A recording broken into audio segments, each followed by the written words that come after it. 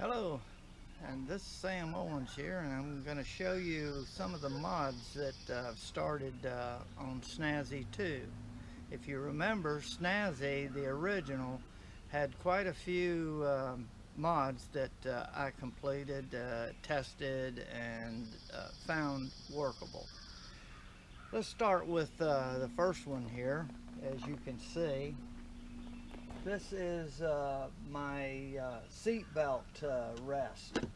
I can put my belt clip on this hook, so I've mounted two hooks right there. They're stainless steel. They're actually rope cleats, but they work ideal for this and look pretty nice.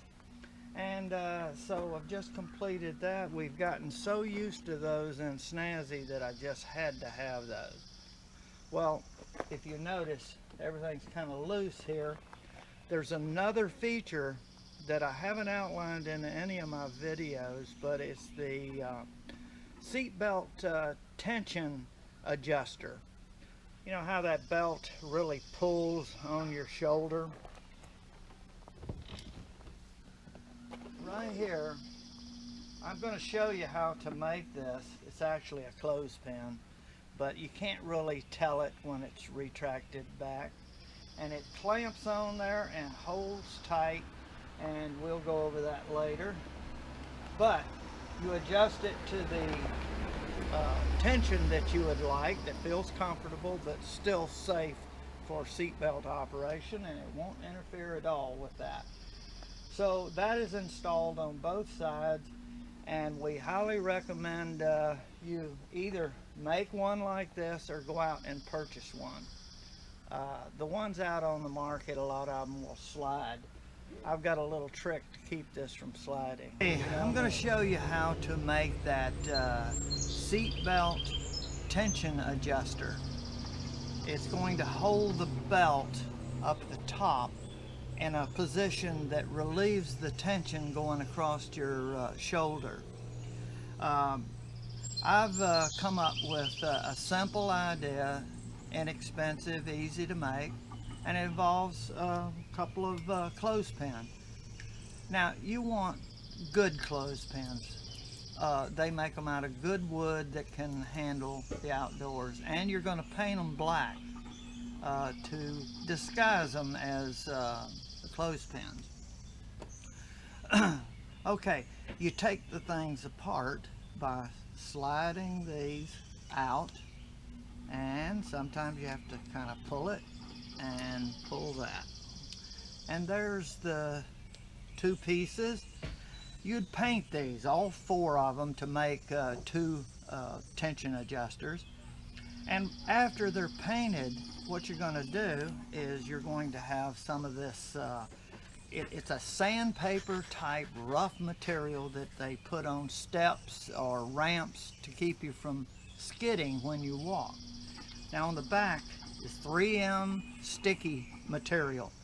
This stuff really sticks and will not give way, so this is what you want to get at your hardware store.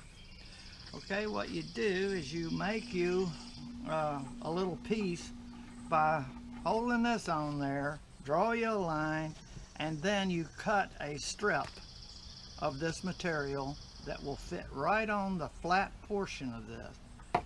You only want one side because this stuff is so grippy.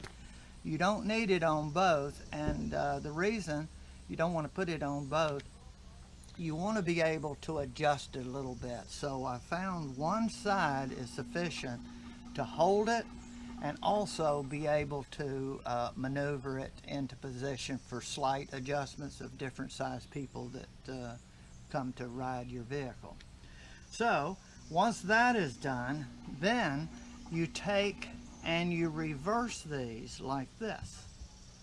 You see, normally they're like that, but what you do is you turn them around like this. Now one of these is going to have the sandpaper material stuck to it, and now you're going to take two little tie wraps, and you're going to loop it around And actually, you can just make it easy. Go ahead and loop 2 of these, just like that. Get this one. Okay. Then you put one side on, kind of like that. Just kind of snug, but still where you can slide this over the belt. So you'll slide the belt over the belt. Once it's in position, and also before you do this, you're going to sit down and measure right where the adjuster needs to be located, and you'll either mark it by holding it with your finger, pulling it down, and then slide this over the belt. And then once it's slid over, holding it in that position, you simply pull the other one tight like that, and that will grip it. Then you clip these off,